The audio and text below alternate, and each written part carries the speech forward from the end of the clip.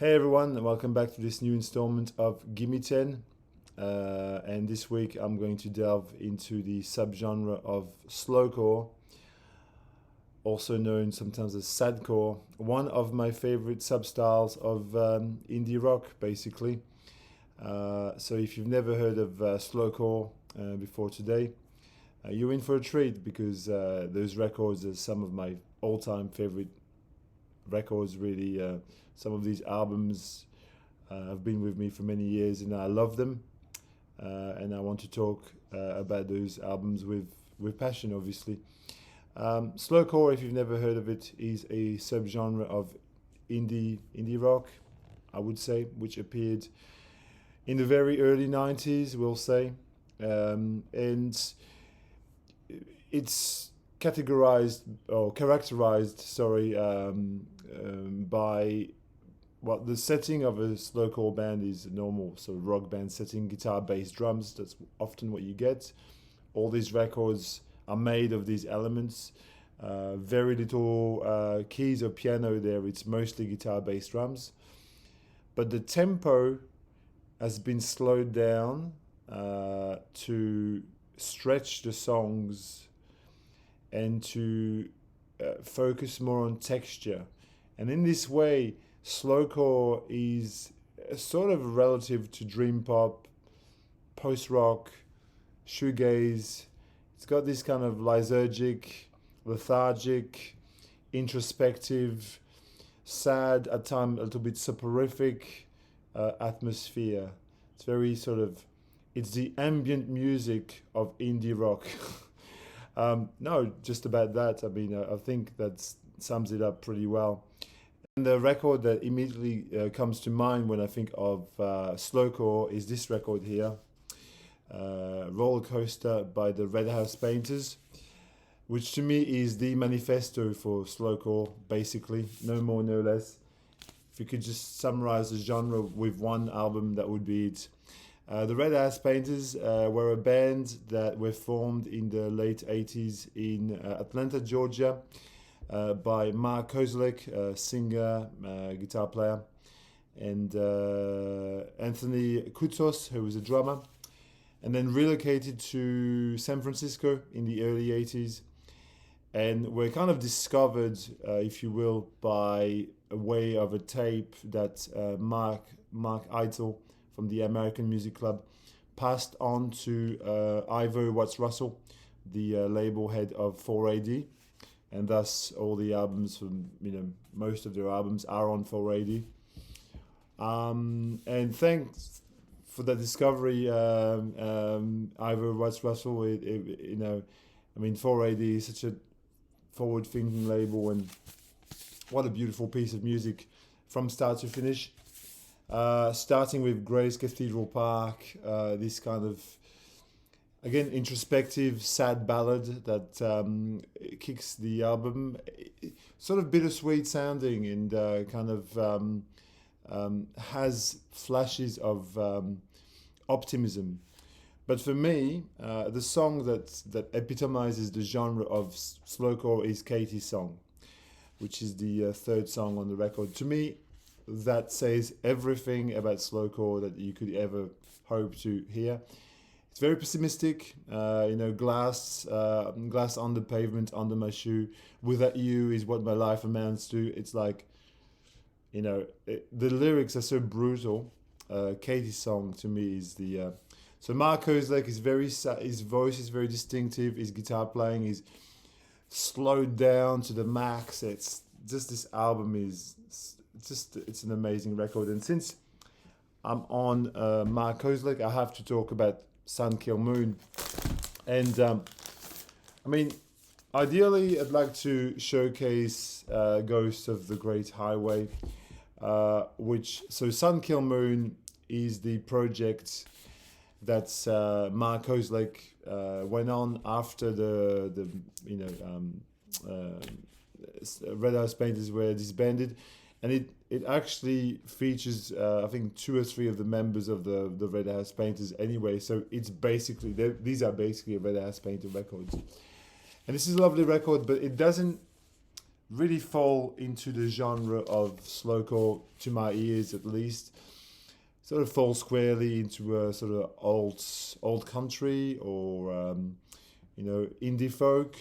If I'm gonna pick a more slowcore effort from Sun Kill Moon, I think I would definitely talk about Benji, because Benji's a masterpiece.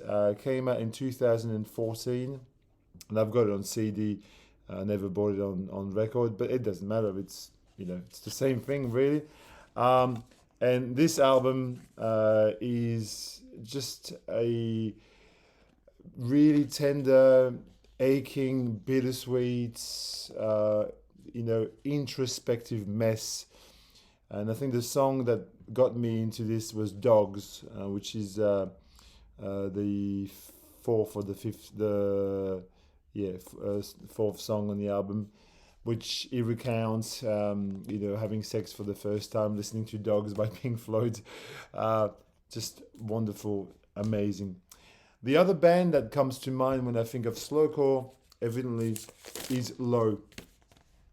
Low is mostly a duo of Alan Sparhawk and Mimi Parker, who sadly died quite recently, I think this year.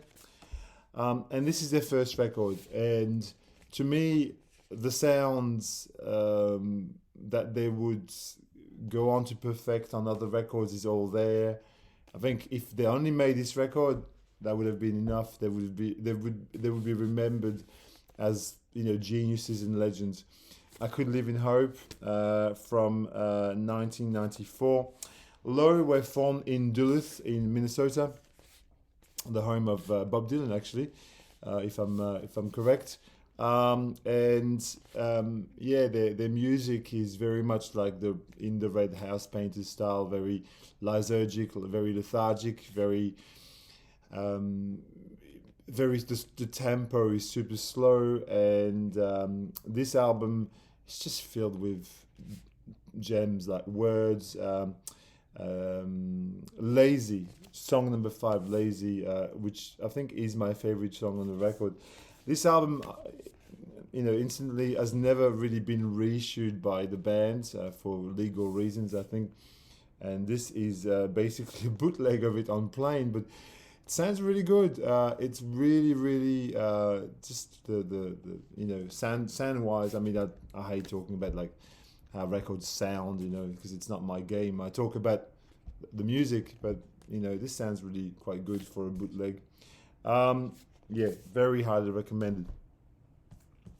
Then let me talk about this band that almost nobody shows on these vinyl videos, and I'm talking about Duster. Duster is just a very special band as well. Duster are from San Jose in California, or were rather. This is their first album, Stratosphere, and again, you could say this is kind of a manifesto for slowcore. The first 4 songs on this, Moon Age, Heading for the Door, Gold Dust, Topical Solution, are masterpieces. They are absolute masterpieces. This has got a very slacker rock, emo core kind of backdrop. It's a bit more energetic than Low and Red House Painters. It's got a bit more crunch on the guitars. It's more indie rock sounding overall. And the band is a duo vocal of Clay. What's his name? Clay. Oh, you can look it up. Clay and Canan, whatever their names are. Clay Payton, I think he's called. The singer is called. In any case, everybody should hear this record. It's a beautiful album. My copy is a numero group reissue, but I believe this month or next month it's been reissued again with a splatter vinyl thing, which I don't care about, but I want to say all these records have got a very autumn-like quality to them, and the sleeves are very much like the colors that the graphic designers have employed for these is very. There's a tone to it, like there's a sepia tone to slowcore, which you'll see in further album. See if you can spot it, sort of thing. Let me talk about another favorite band of mine. And these records, I've picked two of them really because I couldn't decide. But to me, I don't know. I mean, and the band in question is Songs or Higher. And I'll show you both of the records. And I think maybe I'll talk about this one rather than Songs or Higher was the band of Jason Molina, who sadly died. Did he commit suicide? I think in 2013 from memory, or 12 or something like that. And the first Song or Higher record I ever got was this one, which is called Axes and Ace. I don't know if the camera will pick this up. And this is a masterpiece for me. It's just like the opening song on this, whose name escapes me right now. It doesn't matter. You can look that up yourself. Hot Black Silk, and the slow guitar build up at the start. It's just, again, it's kind of another way of explaining slowcore to people.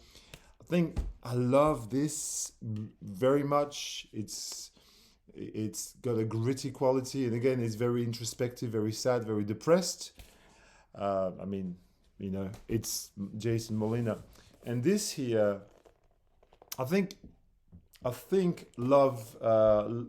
Sorry, this is called Love and Work, but the album really is The Larness.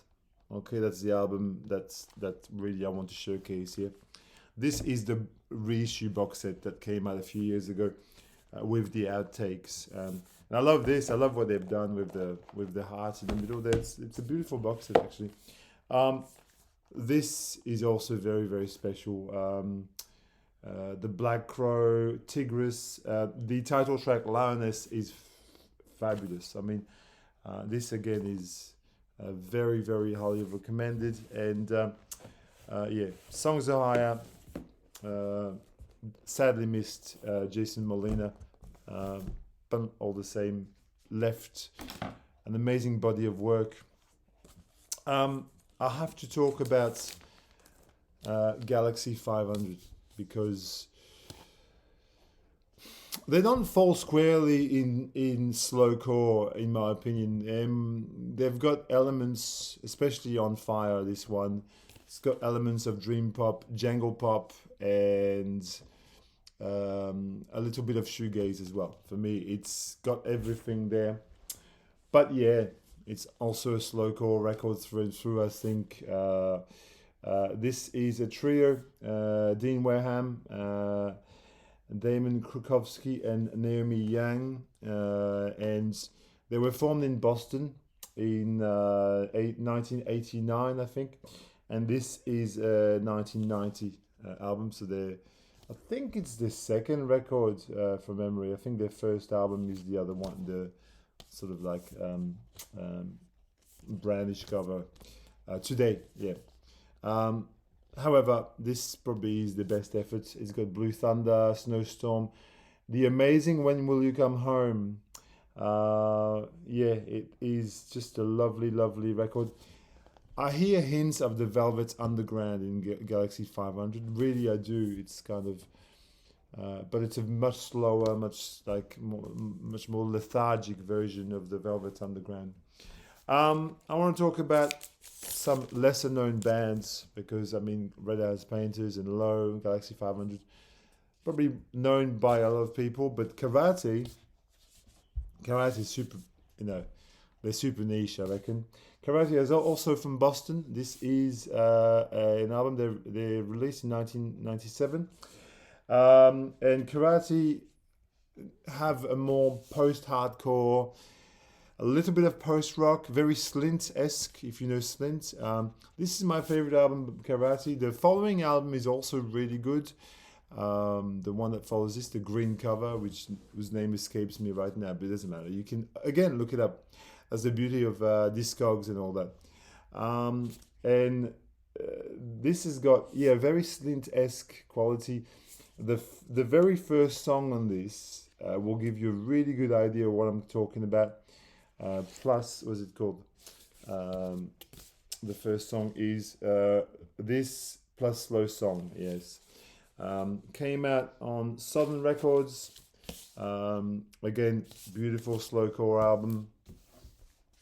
Likewise for Codeine and the White Birch. Codeine is from New York City, not from Boston, and a fairly short-lived band. This is their second record. Some people, find their first record more seminal, maybe, but I prefer this one, and it's in keeping with the tone of all the albums that I've showed you. I'm so shallow. I am on again, beautiful records. I would say listen to C, Lost Leader, Tom, the first song on side B, and Weird. They're just completely and absolutely amazing. Here is a repress from Numero Group that came out in 2012, which is when I bought this.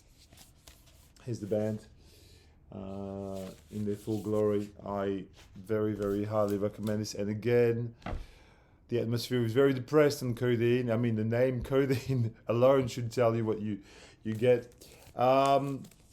I've got a couple more records. It's not going to be a Gimme 10. It's more like a Gimme 15. I'm sorry. If you want to tune out. That's fine. It costs me nothing. I'm just talking. I think most people are familiar with Cat Power. And I've got quite a few of her albums, but this one is really the slowcore attempt by Cat Power. She's backed by, see, it says 11 Songs Australia 1998. She's backed by the Dirty Three, which is Australia's main exponent of post-rock. Dirty Three are a trio with Jim White and Warren Ellis on violin. And they specialize in a very sort of like, again, very slow moving, dreamy, anxious, bittersweet, kind of longing, atmospheric post-rock, and it works really well for this. Again, the songs are all just so well crafted and, slow burning. American Flag, as I remember. No Sense. Metal Heart is beautiful, the last song on side one. Again, you could do no wrong with this one. Sean Marshall, as I think the pronunciation is. She's made lots and lots of albums, and I think this is my favorite or equal favorite. You Are Free is really good too. Now this here is not exactly a post-rock, a slowcore record, but it's one of my all-time favorite records. I gotta say, if I was doing a top 100, this would actually be in it, no question. It's a record that I bought on release and I've loved ever since. And it is I See a Darkness by Bonnie Prince Billy. Now, obviously, Will Oldham from, I think he's from St. Louis in Kentucky, like Slint. He's friends with Slint, actually. He took the picture on the first Slint record on Spiderland. He's the guy who took the picture. This album is an absolute masterpiece. It's a dark, alt country. It's a bona fide masterpiece. What can I say? From A Minor Place to Nomadic Reverie, I See a Darkness, the title track, which was covered by Johnny Cash, by the way. Nocturne, Madeline Mary, Raining in Darling. This album is a must-have, okay? And to me, it has elements of slowcore. It's just when you listen to something like, Death to Everyone, for example. I mean, slowcore it is. I mean, 1999, I remember when this came out, I read an article in French weekly magazine, Les Inrecuptibles, which I used to read every week back then, and they were raving about this album, and they said, you have to have it, and well, I bought it, obviously. I've got 3 more albums to show you. 4 more. This is Half Film, very obscure band from somewhere in California, I think, San Francisco. Never heard anybody talk about this. I got to admit, I placed an order on Discogs probably like 6 months ago or something, and I had to, it is in Discogs. If you buy so many, the shipping is free or whatever. And so I added this on my card because it looked interesting, and it said slowcore. So I thought, I still don't know anything about this band. I don't, but it's a beautiful, and this is a twofer, which only came out in Australia, but you can buy those albums obviously in America. San Francisco, 1997, 98. And it's a three-piece. Connor Devlin, I am a Devlin, and Jason Larks. If anybody knows our film, please comment away. Here's a French slowcore album. Kind of, yeah. Yeah, it is. I mean, Françoise Breu. She has made a string of albums from the late 90s to, I think she's still making music now. Françoise Breu, and this is a very, very dark atmosphere. It reminds me at times of things like Leonard Cohen or Nick Cave, some of Nick Cave's atmosphere, especially things like Murder Ballads or The Boatman's Call. But it's got a much more lethargic kind of, very, anxious, more sort of, not anxious, it's the wrong word. Sad, I think, kind of backdrop, very cinematic, at times very like Ennio Morricone-esque, but very slow moving and, smoky atmosphere. I love her voice. She's got a beautiful voice. Listen to the opener, Tarifa, or number 3, La Rue ne te reprendra pas, is a beautiful song. Very hard to recommend, from 1998, I think. And the last one, now I want to show you, very long, Gimme 10, it's give me 20 more like, doesn't matter, is Julian Baker. Now, everybody is hyping up Boy Genius at the moment. To be honest, I haven't even listened to it because I just think, when there's so much hype on something, it just does my head in. But this album, Sprained Ankle, which came out in 2015, is a nice album. I wouldn't say it's a masterpiece by any stretch of the imagination. She has a very, indie folk, slowcore kind of style. The lyrics are very Christian oriented at times, but it's a beautiful record. I would recommend it to anyone who wants to get further. Sprained Ankle, Julian Baker. That's all I'm going to say for today. I hope you enjoyed this video. I hope I've rambled for way too long, but slowcore is worth a ramble. Love you all. Take care. Leave me some comments if you can be bothered. If not, take care.